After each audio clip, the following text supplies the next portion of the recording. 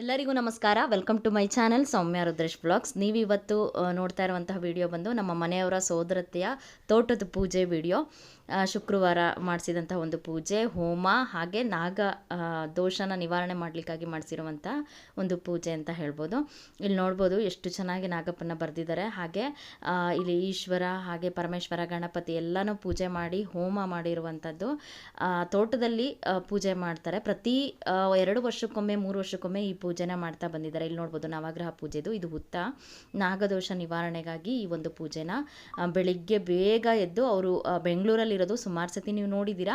ಬೆಂಗಳೂರಿಂದ ನೈಟೇ ಬಂದು ಅಂದರೆ ಹಿಂದಿನ ದಿನ ರಾತ್ರಿ ಬಂದು ಅಲ್ಲೇ ಸ್ಟೇ ಆಗಿ ತೋಟದಲ್ಲಿ ಈ ಒಂದು ಪೂಜೆನ ಬೆಳಿಗ್ಗೆ ಬೇಗ ಮಾಡ್ತಾರೆ. ನಾವು ದಾವಣಗೆರೆಯಿಂದ ಬೇಗ ಹೊರಟು ಬಂದ್ವಿ. ಬೆಳಿಗ್ಗೆನೇ ಟಿಫನ್ನ ಮುಗಿಸಿದ ನಂತರ ನಾವು ಕೂಡ ಪೂಜೆಗೆ ಜಾಯಿನ್ ಆದ್ವಿ. ಪೂಜೆನ ನೀವು ಕೂಡ ನೋಡ್ತಾ ಹೋಗಿ.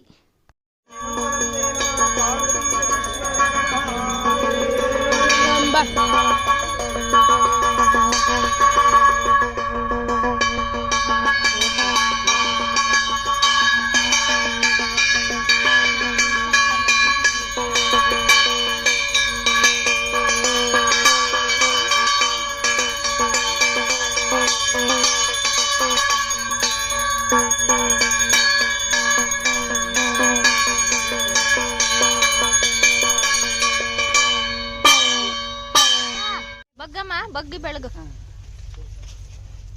ಬಿಡ್ಲಾ ನೀರೇ ಬೆಳಗು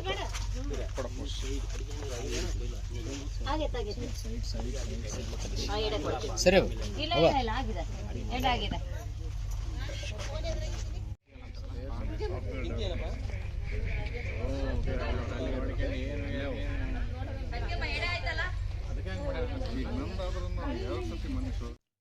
ಪೂಜೆ ಎಲ್ಲ ಮುಗಿದ ನಂತರ ನಾವು ಕೂಡ ಮತ್ತೊಮ್ಮೆ ನಾಗಪ್ಪಂಗೆ ಎಲ್ಲ ಪೂಜೆ ಮಾಡಿ ಅಕ್ಷತೆನ ಹಾಕಿಬಿಟ್ಟು ಅದಾದ ನಂತರ ಅಲ್ಲಿ ಪೂಜೆ ಕೂತಂಥವ್ರಿಗೆ ಅಂದರೆ ನಮ್ಮ ಮನೆಯವರ ಸೋದರತ್ತೆ ಅವರ ಮನೆಯವರು ಅವ್ರಿಗೆಲ್ಲನೂ ಬಟ್ಟೆನ ತೆಗೆದುಕೊಂಡು ಹೋಗಿದ್ವಿ.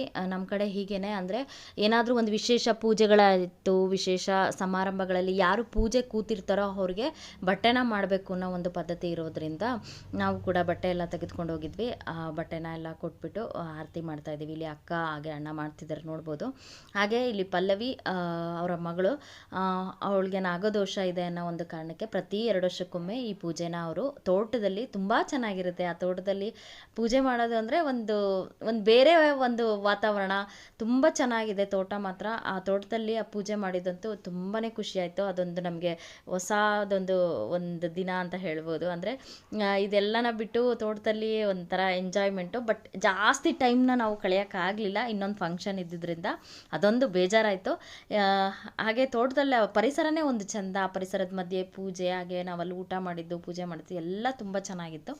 ಇಲ್ಲಿ ನೋಡ್ಬೋದು ಪ್ರತಿಯೊಬ್ಬರು ಕೂಡ ಪೂಜೆಗೆ ಕೂತಿದ್ದಂತಹ ಚಿಕ್ಕಮ್ಮ ಹಾಗೆ ಅವ್ರ ಮನೆಯವ್ರಿಗೆ ಇಲ್ಲಿ ಬಟ್ಟೆನ ಮಾಡ್ತಾ ಇದ್ದಾರೆ. ಕೂರಿಸ್ಬಿಟ್ಟು ಅರ್ಶಿನ ಕುಂಕುಮ ಕೊಟ್ಟು ಬಟ್ಟೆ ಕೊಟ್ಟುಬಿಟ್ಟು ಆರತಿನ ಮಾಡ್ತಾ ಇರೋದು ನೋಡ್ತಾ ಹೋಗಿ ನೀವು ಕೂಡ.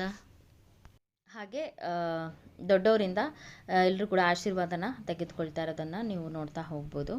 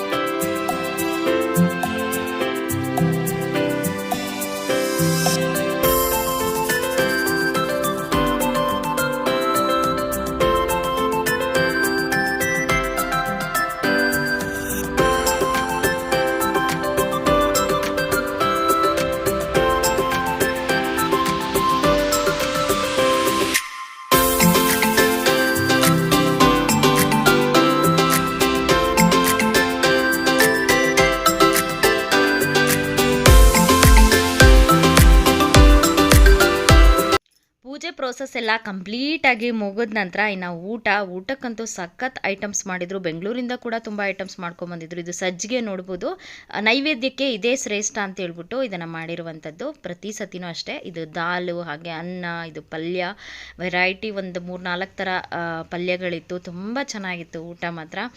ಹಾಗೆ ಕಾಯಿ ಹೋಳಿಗೆ ಹಿಂದಿನ ದಿನನೇ ಮಾಡ್ಕೊಂಡು ಬಂದಿದ್ರು. ಸುಮಾರು ಐಟಮ್ಸು, ಪುಳಿಯೋಗರೆ ಗೊಜ್ಜಂತೂ ಸಖತ್ತಾಗಿತ್ತು. ಹಾಗೆ ಕೆಂಪು ಚಟ್ನಿ ಅಂತೂ ಹೇಳಂಗೆ ಇಲ್ಲ. ಲಾಸ್ಟ್ ಟೈಮು ಅಷ್ಟೇ ಚೆನ್ನಾಗಿತ್ತು.